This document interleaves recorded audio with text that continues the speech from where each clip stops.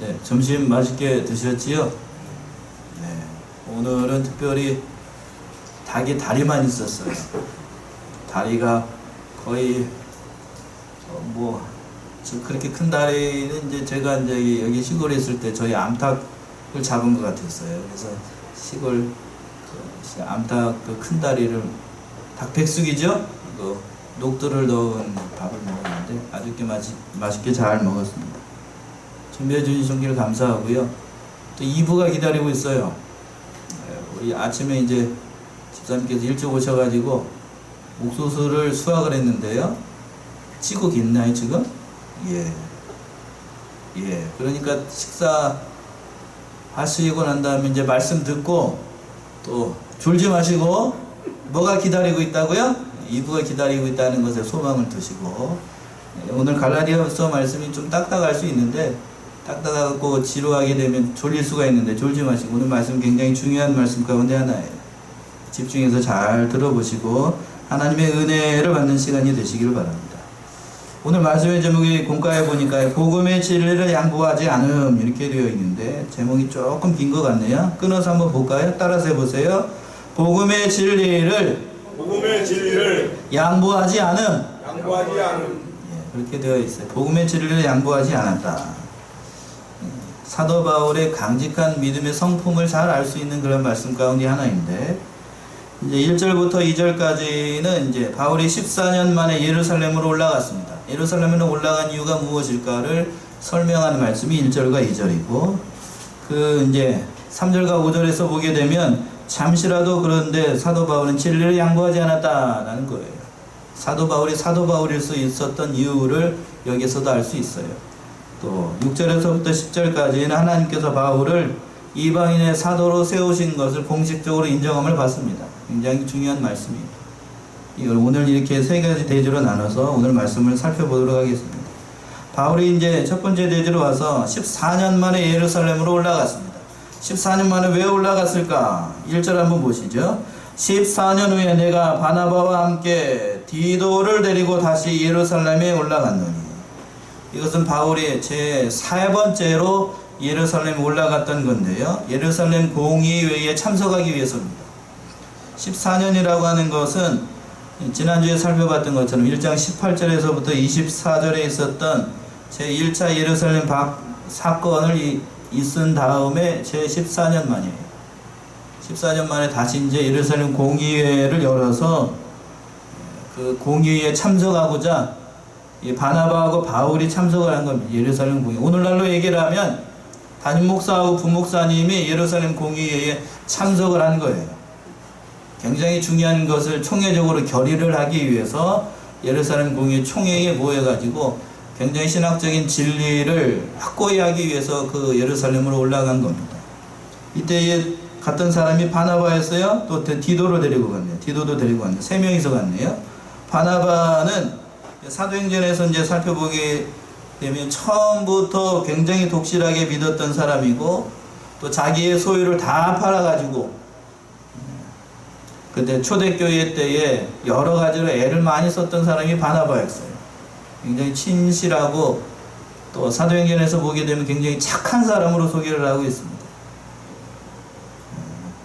바울이 어떻게 보게 되면 바울일 수 있었던 거는 바나바의 공이 매우 컸어요.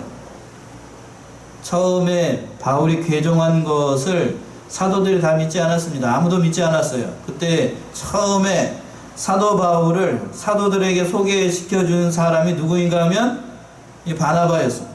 수요예배 때 잠시 언급을 한 것 같은데요. 그렇게 아주 권위자 역할을 했었고, 또 안디옥 교회에서 안디옥 교회를 1년 동안 성경을 가르치기 위해서 그때 다소에 있었던 그 바울을 찾아가서 율법을 가르치고 성경을 가르칠 선생으로 부른 것이 이 바나바였어요. 바나바가 그러니까 굉장히 사도 바울에게 봤을 때에는 은인과 마찬가지인 거예요. 아주 하나님께서 이 바나바의 성품을 아시고, 바나바는 성품이 그랬어요. 모든 사람과 덕을 세우는 사람이에요. 그런 사람들이 있지요. 모나지 않고 또 모든 사람과 친화하고 사회성이 좋은 사람들이 있어요. 굉장히 호인들이죠. 이런 사람들. 사회적으로도 이런 사람들 좋아하는 사람들이 있는데 우리 교회도 다 그런 사람만 있어요. 우리 교회는 다 그런 사람만 있어요. 다 사회성 좋고 믿음도 좋고 인격도 좋은 그런 훌륭한 사람들만 있습니다. 자, 이렇게 얘기를 했지만 믿는 사람이 이러한 넉넉한 마음이 있어야 되고 다른 사람들을 이렇게 아우를 수 있는 그런 신앙의 인격이 중요해요. 자, 안타까운 건 그런 겁니다. 믿음이 좋을수록 다른 사람을 관용하고 품고 마치 자기 자식처럼 여기고 자기의 모든 것을 다 이렇게 안고 가는 사람이 많지 못해요. 안타까운 거지요. 믿음이 좋으면 어떻게 돼야 되죠? 더 다른 사람을 관용하고 더 많이 품고 어떻게 하면 도와줄 것인가를 생각하는 것이 아니라 믿음이 이제 좀 저기 하게 되면 다른 사람들을 정죄하는 게 바빠요. 나는 이렇게 하는데 너는 왜 이렇게 못하느냐? 왜 정신 바짝 나라고 너는 왜 곧다구로 믿음 생활을 하느냐? 이렇게 정죄하는 사람들이 많아요. 그렇게 하면 안 됩니다. 바나바는 그렇게 하지 않고 어떻게 하든지 하나님의 교회를 세워나가고 다른 사람들을 세우는 은사가 있었어요. 사도 바울이 있었을 수 있었던 것은 이 바나바의 공이 굉장히 컸습니다. 첫 번째는 물론 하나님의 공이고 두 번째는 바나바의 공이 컸어요. 그 사람을 이제 하나님께서 그 공을 아시기 때문에 안디옥 교회에서 첫 번째로 선교사로 파송을 할 때에 바울과 바나바를 세운 겁니다. 또 이제 올라갈 때에는 디도라고 하는 사람도 같이 이제 데리고 예루살렘 공회에 올라갔습니다. 어떤 일 때문에 이 예루살렘 공의회에 올라갔는가? 할례 받아야 구원을 얻는다, 이런 헛소리들을 하는 사람들이 있었기 때문에 이 사도 바울과 바나바와 디도가 이 공회에 참석을 한 거예요. 2절 한번 보세요. 2절. 계시를 인하여 올라가 내가 이방인 가운데서 전파한 복음을 저희에게 제출하되 유명한 자에게 사사로이 한 것은 내가 다름질하는 것이나 다름질한 것이 헛되지 않게 하려 함이라. 계시를 인하여 올라갔다라는 말씀, 그 말씀이 어떠한 계시? 바울이 예루살렘에 올라간 것은 하나님의 계시로 말미암은 것인데 바울이 항상 하나님의 말씀을 전할 때에 오직 예수를 믿는 것으로만 구원을 얻는다, 그 말씀을 했어요. 그 계시의 말씀을 인하여서 예루살렘 공회에 올라갔다라고 하는 겁니다. 할례의 문제 때문이에요. 할례의 문제. 사도행전 15장 1절 한번 보세요. 그것 때문에 사도 바울과 다른 사도들이 올라갔습니다. 사도행전 15장 1절 한번 읽어보세요. 앞에 있죠. 15장 1절.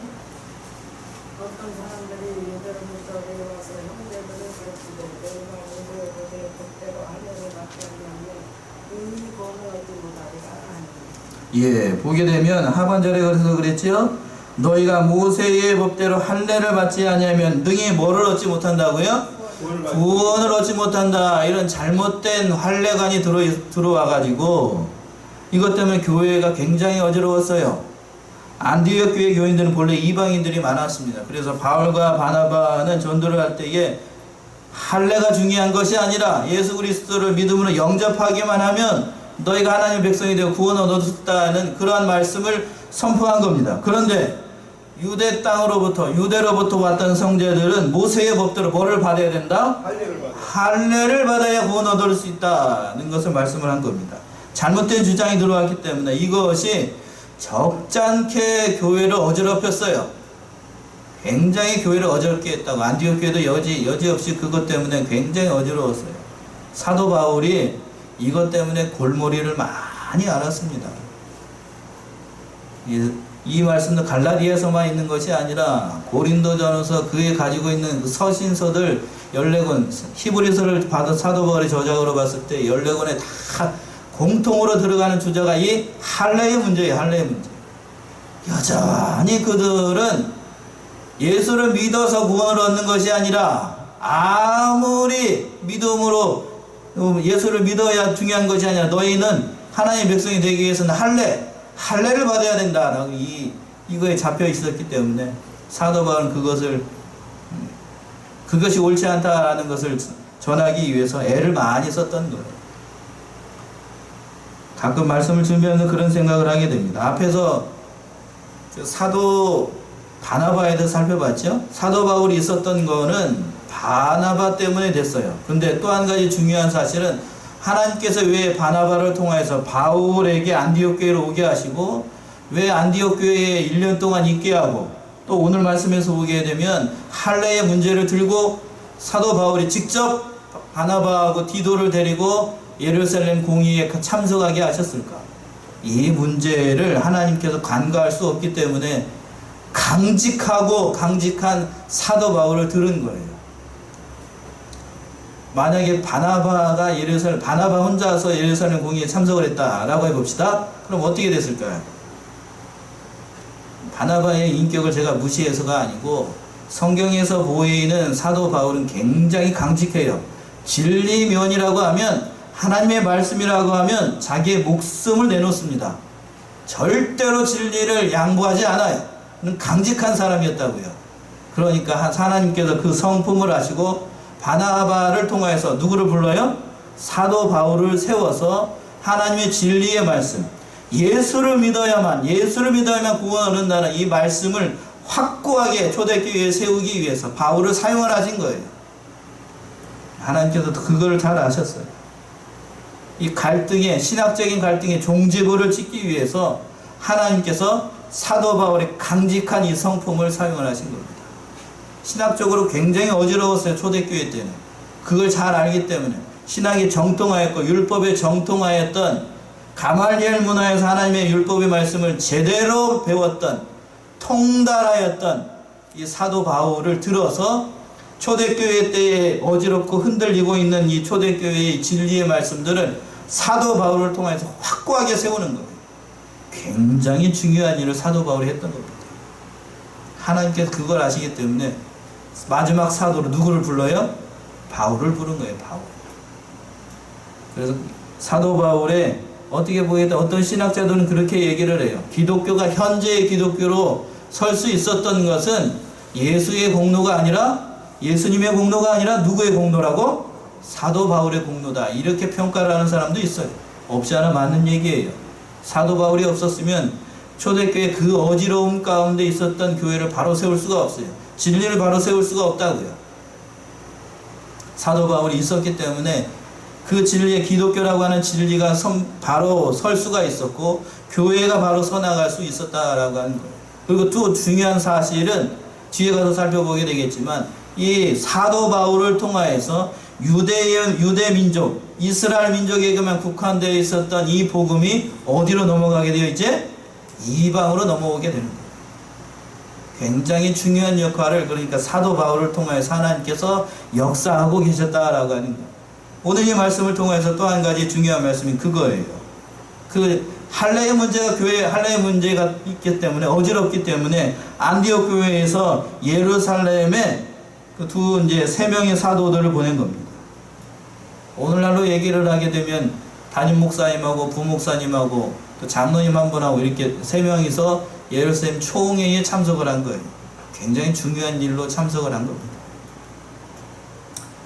그럴 때에 바울은 자기가 받은 그 진리의 말씀들을 결코 양보를 하지 않았습니다. 그랬지요? 2절 다시 한번 보시면 계시를 하나에 올라가 내가 이방인 가운데 전파한 복음을 저에게 제출을 했어요. 내가 이방인 가운데 전한 복음이라고 하는 것은 예수를 믿어야만 구원을 얻는다. 예수를 믿기만 하면 구원을 받는다라고 하는 그 복음의 말씀, 그 진리의 말씀을 나는 결코 양보하지 않겠다라고 하는 거예요. 오늘날 우리들은 복음의 홍수 속에서 살고 있어서 예수를 믿기만 하면 구원을 얻는다는 것이 얼마나 파격적인 일인가를 너무나도 많이 들어서 잘 몰라요. 근데 그때 당시 1세기 할례를 받아야 그래도 구원을 얻지. 그런 그 세태 가운데서 이 말씀을 전한다라고 하는 것은 굉장히 중요한 일이었습니다. 그것을 얘기를 하는 것. 내가 이방인 가운데 전파한 복음이라는 것은 예수를 믿으면 어느 것이든 누구든지 간에 다 구원을 얻는다는 그런 말씀이에요. 그러한 중대한 말씀을 하나님께서 바울을 통해서 역사하고 계셨다라고 하는 거예요. 믿음으로만, 오직 믿음으로만 구원을 얻는다는 그 진리의 말씀을 세우기 위해서 하나님께서 이들을 사용하신 겁니다. 그래서 바울은 그 진리의 말씀을 조금도 양보하지 않았어요. 진리의 말씀을 잠시도 양보하지 않았습니다. 3절 보세요. 3절. 나와 함께 있는 헬라인 디도라도 억지로 할례를 받게 아니하였으니. 바울은 디모데에게는 할례를 행했어요.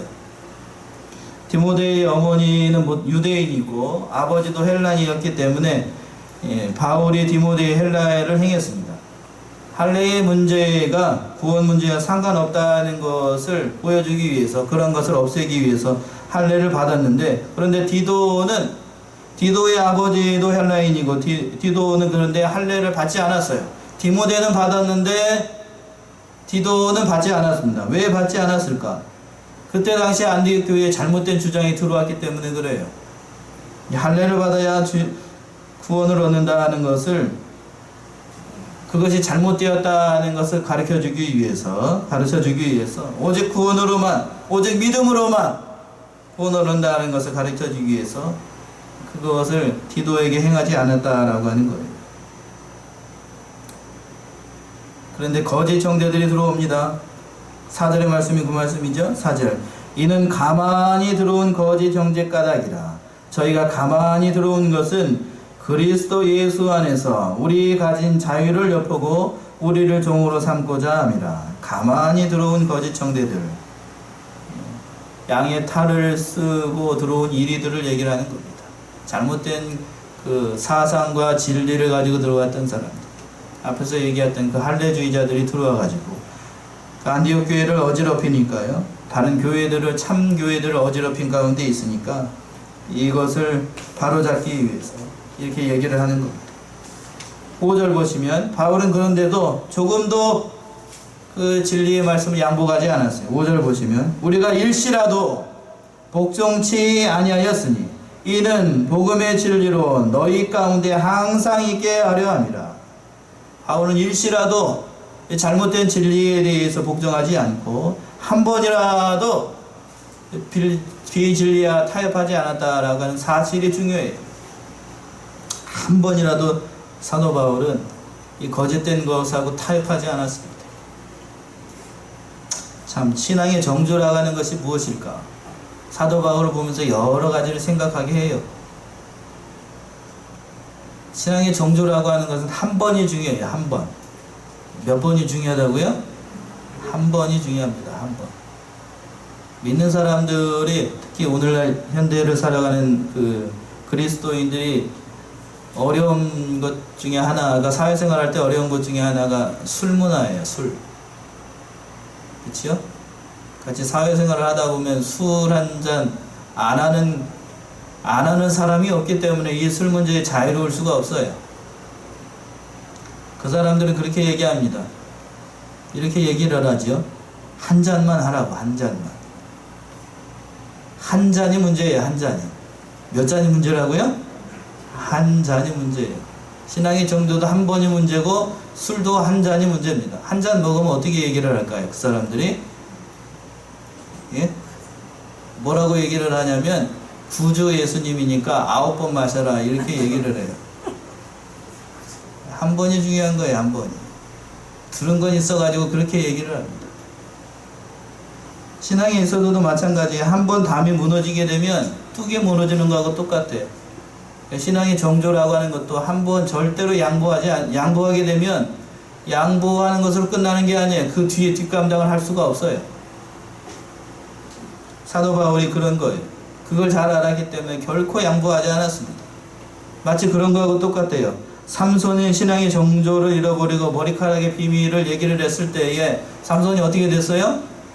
눈 뽑히고 머리털 깎이고 맷돌 돌리고 비참한 신세가 되는 거예요. 정조라고 하는 것은 그런 겁니다. 한번 잊어버리면 다시 돌아올 수 있다고요? 돌아올 수가 없어요. 신앙이 정조라고 하는 건 그렇게 중요한 거예요. 회개하면 되잖아요. 이렇게 얘기하는 사람들이 있는데 물론 회개하면 되지요. 회개에 놀라운 역사가 있기 때문에 회개하면 되지요. 그러나 회개해도 돌아올 수 없는 것이 있어요. 뭐가 돌아올 수 없지요? 죄를 지었다는 그 사실은 돌이킬 수가 없어요. 쉽게 얘기해서 한번 얘기를 해봅시다. 자, 오늘 선악과에 대해서 얘기를 했는데, 사람이 어떤 사람을 예를 들어서 얘기를 해볼게요. 어떤 사람을 잘못해서 죽였어요. 아내가 남편을 죽였다고 얘기합시다. 그런 기사가 많으니까. 그렇다라고 해보세요. 아내가 남편을 죽였어요? 그러면 아내가 검사들 앞에서, 세상 재판장 앞에서, 하나님 앞에서 잘못했다고 회개했어요. 그러면 하나님께서 죄를 용서해 주실까요? 용서해 주지 않을까요? 얘기해 보세요. 용서해 주십니다. 용서해 주셔야 모든 것이 없는 것처럼 얘기를 합니다. 그러나 누가 죽인 건 돌이킬 수 없어요? 남편이 죽은 거는 그건 돌이킬 수가 없는 거예요. 그러니까 신앙의 정죄도 마찬가지예요. 신앙의 정죄를 한번 뺏기면 어떻게 돼요? 뺏겼다는 그 사실로서 끝나는 게 아니에요. 그 뒤에 결과는 내가 책임을 져야 됩니다. 그러니까 처음부터 신앙생활 잘해야 돼요. 그럴 목적으로 누구를 세웠냐면 하나님께서 그 모든 성품을 아시고 누구예요? 강직한 사도 바울을 세운 거예요. 절대로 이 사람은 양보하지 않을 것이다 하는 것을 아시기 때문에 하나님께서 사도 바울을 세운 거예요. 그래서 흔들리는 그 교회에 안디옥 교회를 바로 세우고, 안디옥 교회가 할 일이 많거든요. 그러니까 안디옥 교회를 세워가지고 할례의 문제를 바로잡기 위해서, 믿으면 되지 다른 것이 중요하지 않다는 것을, 그 진리의 말씀을 바로 세우기 위해서 하나님께서 바울을 사용하신 겁니다. 그래서 하나님께서 바울을 이방인의 사도로 세우셨어요. 6절 보시면, 유명하다는 이들 중에 본래 어떤 이들이든지 내게 상관이 없으며 하나님은 사람의 외모를 취하지 아니하시나니 저 유명한 이들은 내게 더하여 준 것이 없고, 하나님은 중심을 보신다라고 하는 거예요. 유명한 이들이라고 하는 것은 그 예루살렘 교회에 있었던 내노다 사도들이 있죠. 베드로를 위시해서, 요한을 위시를 해서, 또 여기 뒤에서 보게 되면 기둥과 같이 여겼던 야고보를 비롯해서 그 사람들이 나에게 어떤 것을 해준 것이 없다라고 하는 거지. 본래 그들과는 상관이 없이 사도 바울이 하나님의 말씀을 잘 전했다라는 뜻이고, 또한 하나님께서는 그들이 뭐 유명하다고 해서 하나님께서 귀하게 쓰시는 것이 아니라, 하나님은 겉을 보시는 게 아니라 하나님은 중심을 보신다라고 얘기하고 있어요. 가로치고 그렇게 되어 있지요. 가로치고 한번 가로의 말씀 한번 보세요. 6절 보시면, 본래 어떤 이들이 내게 상관이 없으며 하나님은 사람의 뭐를 취하지 않아요? 외모를 취하지 아니하시나니. 왜 사도 바울이 이런 말을 자주 했을까요? 사람은 외모를 취하지 않는다. 하나님은 외모를 취하지 않는다. 성경에는 그 기록이 없는데요. 사도 바울의 여제자 가운데 텍트라라는 여자가 있어요. 거기에서 보게 되면 사도 바울 옆에서 수종 들었던 누가 말고 사도 바울의 여제자가 있었는데, 그 사람이 쓴 게 있는데, 거기에서 보게 되면 사도 바울의 외모에 대해서 평가를 했어요. 이렇게 기록을 해놨는데, 보게 되면 신대원에서 그걸 봤어요. 키는 짝달막하고 머리는 곱슬이고 머리는 벗겨지고 배는 나오고 머리는 하얗고, 한번 그려보세요. 어떻게 생겼나. 키는 조그만한데 머리는 벗겨지고 머리는 곱슬에다가 얼굴은 까맣고 머리는 대머리고, 별로 배는 나오고, 별로 비호감이에요. 별로 비호감이에요. 그래서 하나님은 사람을 외모로 취하지 않는다는 말씀을 많이 했어요. 사도 바울의 외모가 그랬답니다. 신빙성이 있는 말씀인 것 같아요. 어떤 사람인지 그려지시죠? 제가 그릴 수도 있겠어요. 머리는 하얀데 지금 앞에 머리는 하나도 없고, 배는 뚱뚱해가지고 나와가지고, 키는 짝달막해가지고, 목소리는 또 좋아야 말이지요. 눈은 진지하고 얼굴은 못생겼고, 그러니까 말도 제대로 시원찮게 말을 하고, 그러니까 사람들로부터 별로 좋아할 만한 그런 게 아니었다라고, 외모적으로 봤을 때는 그런 것이 아니었기 때문에. 그러나 하나님은 그런 외모를 보시는 게 아니라 뭘 보신다고요? 중심을 보시고 하나님께서 그를 사용하셨다라고 하는 거예요. 참 바른 진리의 말씀을 선포하기 위해서 애를 많이 썼습니다. 바른 진리의 말씀을 깨달게 되면 절대로 양보하지 않아요. 하나님께서 그리고 그런 진리의 말씀들을 바로 깨달은 사람들에게 말할 수 없는 은혜로 약속을 하셨어요. 어떻게 격려를 하고 있을까? 어떻게 위로하고 계실까? 누가복음 12장 32절 한번 보세요. 하나님께서는 이런 자들에게 어떻게 위로의 말씀을 하고 있을까요? 누가복음 12장 32절 빨리 찾아서 읽어보세요.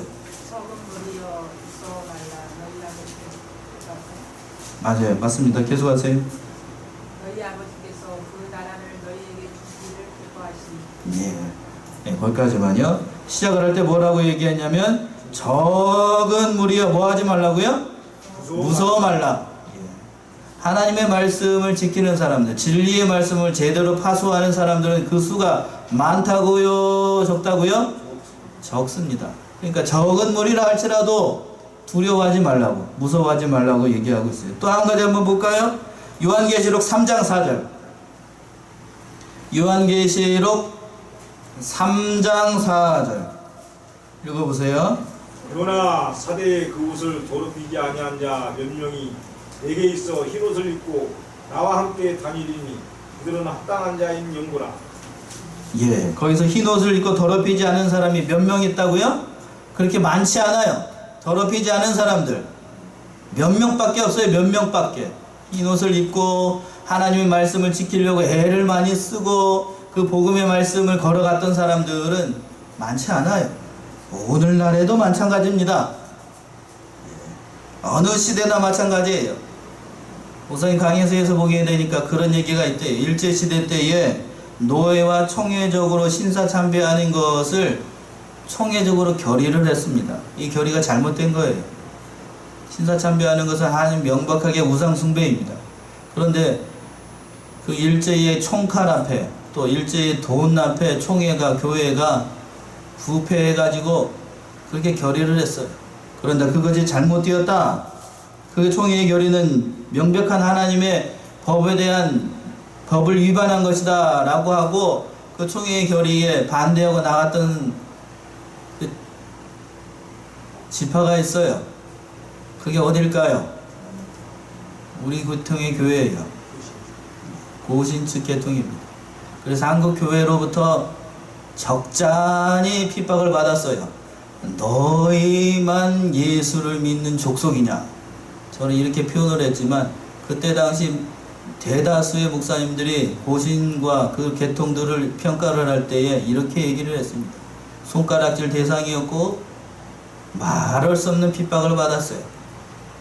말로 표현할 수 없는 핍박을 받았다고요. 그 핍박 가운데 돌아가신 분이 있죠. 누구요? 주자로 시작한 목사님, 주기철 목사님. 또 축제 돌아가시지 않았지만 많은 옥고를 치렀던 사람들이 있어요. 그러나 지금은 신사참배의 운동에 동참하지 않고 거기에 절하지 않는 사람들이 진짜로 믿는 사람이라고 하는 사람들이었다는 것을 다 알아요. 그게 진리였다라고 하는 사실을 다 안다고요. 역사와 전통이 있는 교회입니다. 우리 교파가. 그래서 하나님께서 그 소설을 사용하시고 한국 교회를 버티게 하신 거예요. 어느 시대나 이 진리를 양보하지 않고 그 쉽고 편한 길을 따라가지 않고 좁고 협잡한 길을 따라가는 사람이 그렇게 많지 않습니다. 오늘날 저희도 마찬가지예요. 우리 교회는 제가 가끔 말씀드렸지만 우상 숭배하면 안 됩니다. 또 주일날 주일 성수 열심히 해야 돼요. 11조 생활 잘 해야 되고 그렇게 얘기를 하게 되면 주일 철저히 지켜야 되고 그렇게 얘기하게 되면 주일날 사고 파는 거 안 되고 좀 부모에게 조상 제사하는 거 안 되고 이렇게 얘기하면 추모 추도 예배 안 되고 이런 얘기 하게 되면 뭐라고 얘기를 하냐면 다른 데서 뭐라고 얘기할까요? 뭐 그렇게 그냥 너희만 예수 믿냐? 왜 그렇게 곧다구로 믿느냐? 융통성도 없고 그냥 아주 고리타분하고 재미도 하나도 없고 그냥 그렇게 믿느냐라고 그렇게 손가락질 대상을 합니다. 그 사람들은 넓은 길을 가는 길. 하나님께서는 그들을 옳다라고 평가하지 않을 거예요. 한국 교회가 그렇게 됐습니다. 점점 그렇게 됐어요. 처음에 일제에 신사참배하는 게 잘못이다라는 것을 알아서 그렇게 하지 않았다가 이제 신사참배 운동, 우상 숭배하는 것 때문에 조상 제사하는 것 때문에 한국 교회가 굉장히 어지럽고 힘들거든요. 그러니까 양보합니다. 추도 추모 예배 해도 되고 주일날 사고 팔아도 되고 주일날 일부 예배 드리고 다른 시간에는 뭐 일봐도 되고 이런 식으로 교회가 많이 타락했어요. 그러니까 성도들도 많이 타락하고 믿음 쓰는 게 영 옛날 같지 않아요. 여러분들이 더 잘하시잖아요. 그렇다라고 하는 거. 어느 시대나 마찬가지예요. 그래서 하나님은 그 많은 사도들 가운데 누구를 택해요? 사도 바울을 택한 거예요. 사도 바울. 사도 바울을 세워놓으면 사도 바울은 자기 목숨과 바꿔서라도 그 진리의 말씀을 지킬 것을 아시기 때문에 사도 바울을 택한 거예요. 하나님께서 우리 한국교회에 많은 교파가 있어요. 그 중에서도 참으로 힘없고 연약한 이 고신이라고 하는 지파에게 이 사명을 주셨어요. 그랬더니 자기 목숨 내놓고 지킵니다. 그렇죠? 그랬더니 이렇게 한국교회가 발전을 한 거예요. 그러나 오늘날 고신을 돌아보게 되면 옛날 고신이 아니에요. 다 타협했습니다. 다 넘어갔어요. 몇이 남지 않았어요. 오늘날 교회도. 하나님께서 봤을 때에 안타까울 거예요. 정말 안타까울 겁니다. 참, 이 안타까운 세대에 이 사도 바울 같은 정신을 가지고 우리가 말씀을 잘 지켜야 돼요. 제가 이 말씀을 준비하면서도 어제 그런 생각들이 많이 들었어요. 사도 바울이 이 시대에 다시 살아나서 한국교회를 보게 되면 뭐라고 평가를 할까? 아까 사도 바울 외모 제가 말씀을 드렸죠? 그런 할아버지 목사님이 강대상에 올라와가지고 그렇게 얘기를 할 거예요. 뭐라고 얘기를 해요?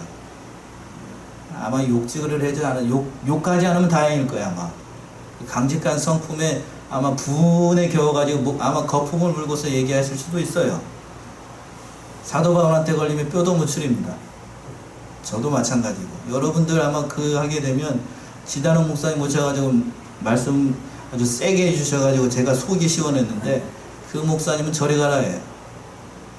사도 바울한테 걸리면 뼈도 무출해요. 뒤에 가서 몇 주 뒤에 보게 되겠지만 사도 바울이 그 사도 베드로가 외식하는 무리들하고 같이 이방인들하고 밥 먹다가 그 유대인들이 와가지고 그걸 봤어요. 그러니까 자기는 안 먹은 것처럼 샥 새치미를 뗍니다. 그 현장을 누가 봐요? 사도 바울이 봐요. 사도 바울이 그 베드로가 외식하는 것을 보고 그 자리에서 욕설 퍼버립니다. 그 자리에서. 그런 사람이 사도 바울이에요. 제대로 걸렸죠. 제대로 걸렸어요.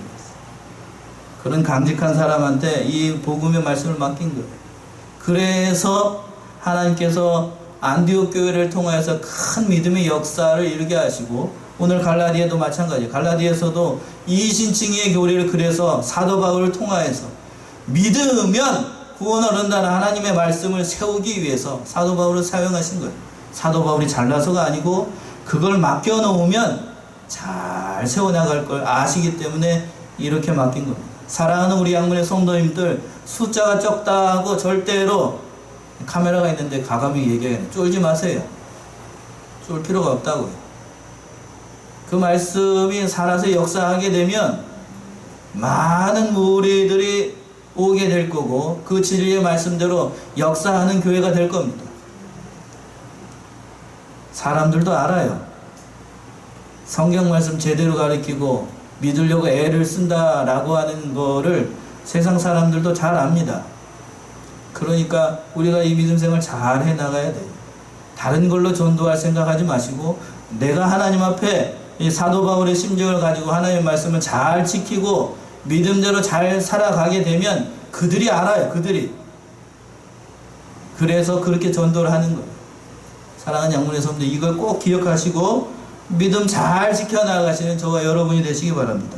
시간이 다 됐는데 그래서 사도 바울은 무할례자의 사도로 세우고 베드로는 할례자의 사도로 세웠습니다. 7절 보십시오. 7절 도리어 내가 무할례자에게 복음을 전함을 맡기를 베드로가 할례자에게 맡음과 같이 한 것을 보고 베드로에게 역사하사 그를 할례자의 사도로 삼으시니가 또한 내가 역사하사 나를 어디에 사도로 삼으셨다고요? 이방인에게 사도로 세웠다라고 하는 거예요. 그래서 이방인의 사도 바울을 세워서 이 진리의 말씀을 잘 세워나가는 위대한 사도로 하나님께서 사용하셨다라고 하는 겁니다. 사랑하는 우리 학문의 성도님들, 그런 귀한 사명을 저와 여러분이 맡고 있다는 사실을 잊지 마셔요.